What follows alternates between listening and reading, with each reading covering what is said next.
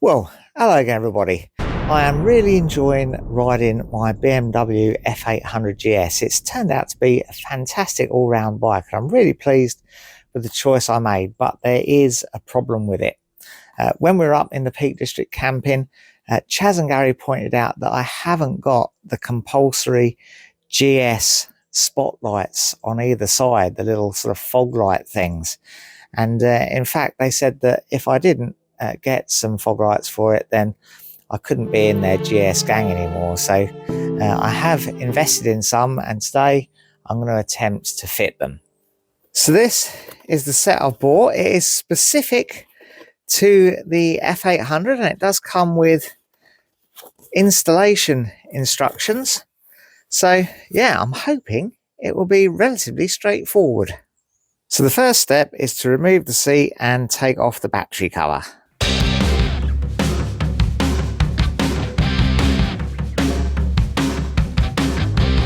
There's two little torque screws on either side of the ignition switch panel as well, which you have to undo to get this top cover off.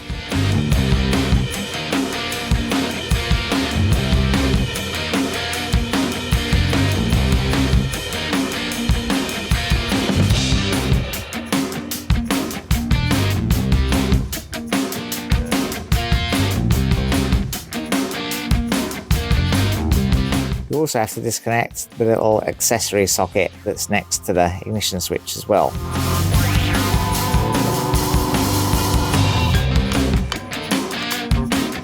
So the next step is take out the wire harness, thread both ends of the wire harness into the gap next to the motorcycle and fix the switch. What? Well, I guess what they mean is the wiring harness in the kit here, not the wiring harness of the bike. Okay, let's undo this.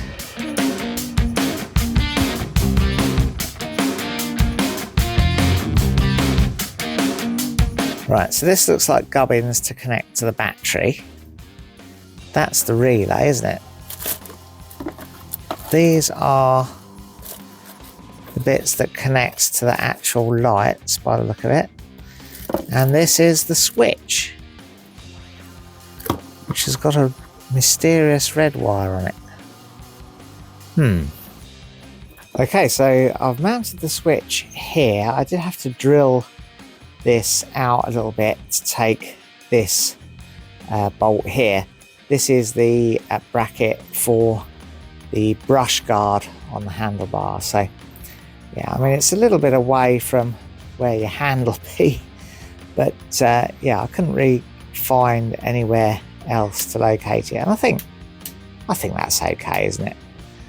I have threaded the wires for the lights, so I've identified the wires for the lights and I've threaded them down through the fairing here, and I've just temporarily cable tied them so I don't pull them back out again to these lower crash bars. You can see they take a route up through there, avoiding the fan and of course avoiding the exhaust as well.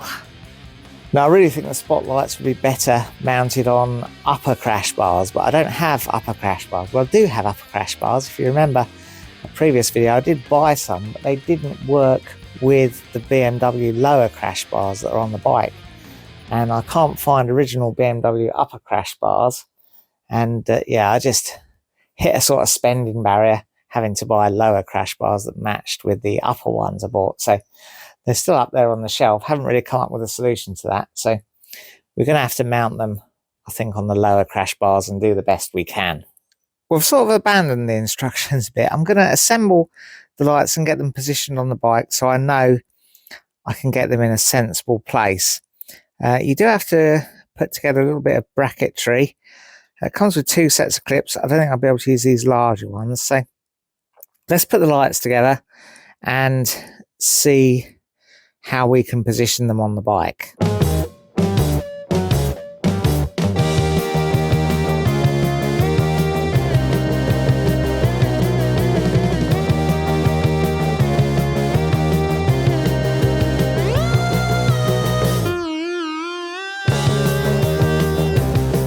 Right, let's see if we can figure out the best place to fit them on those lower crash bars.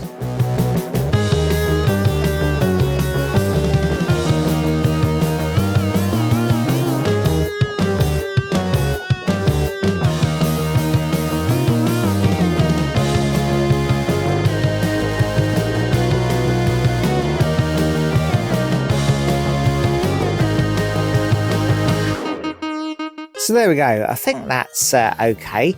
I wanted them positioned inside the crash guard for obvious reasons, and I've tilted them slightly down, I don't want to be dazzling anyone, and yeah, slightly to the left into the verge as well. I think the front wheel is going to cast some shadows, isn't it, as you turn. Right, we're going to have to see how we get on with these, I think. So the instructions say to connect the negative wire first, which is a bit counterintuitive for me, I think, but anyway, we'll go with it.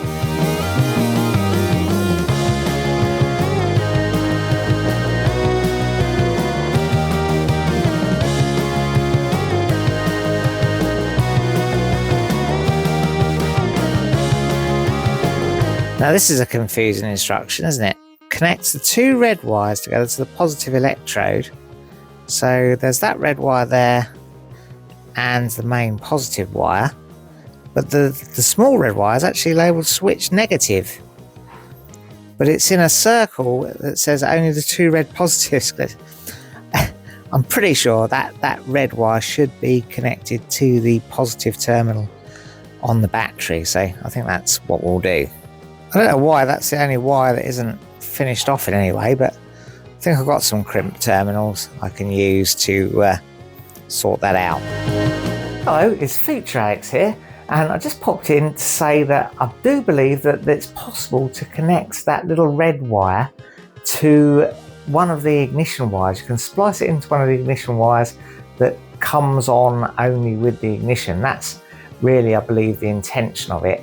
It does work wiring it straight into the battery, but obviously there are some issues with that, which I do mention later on in the video.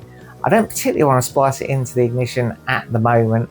I might do that a little bit later once I know that I get on all right with these lights and I want them permanently on the bike. Right, all this stuff, I think, it would be nice to mount that on something, wouldn't it? But there's just nothing where there's space. I think I'm going to have to tuck all that into there.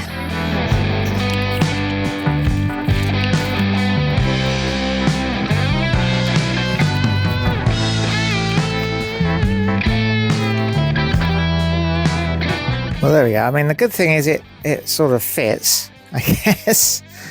Yeah, I'd preferred something a bit neater, but anyway, you're not going to see it under there, are you? And it's not going to rattle around. It's a pretty snug fit. So I guess before we neaten all that up, we ought to really try them. I don't think there's a reason why they shouldn't work now. So I'll get the keys and yeah, let's give it a go.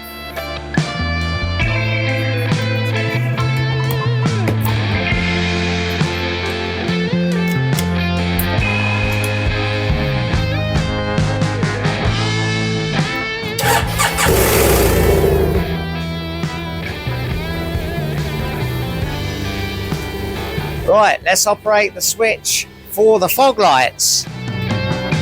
Hey!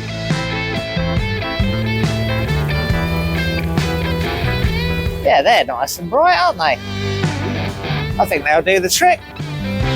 Now that is the big disadvantage, of course, is that because they're wired straight to the battery, you could accidentally leave them on. Or perhaps if you left your bike parked in a public place, someone could fiddle and turn them on, you could come back to a flat battery. But wiring them into anything else, I think, could upset the CAN bus system. So I think that's why they suggest wiring it straight to the battery. I know there are devices and little boxes of tricks you can get to extend your sort of accessories and things through the CAN bus system, but I'm not sure I fully understand that. So I think for the moment this will suffice, and yeah, I'll be interested to see what it's like riding with them, especially in the dark.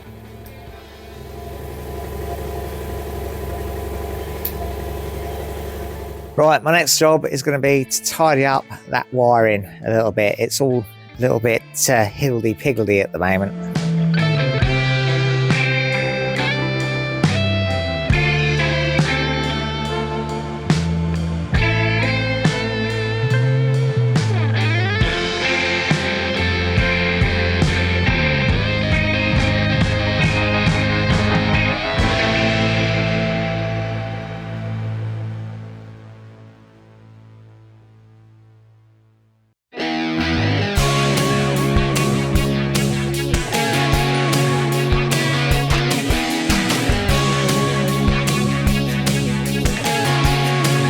So there we go, I've kept everything away from the steering head. It's a little bit annoying I couldn't use the wire clip there. These wires just aren't quite long enough to get them back to the switch position and still accommodate full lock both ways. So yeah, I had to route them a little awkwardly there.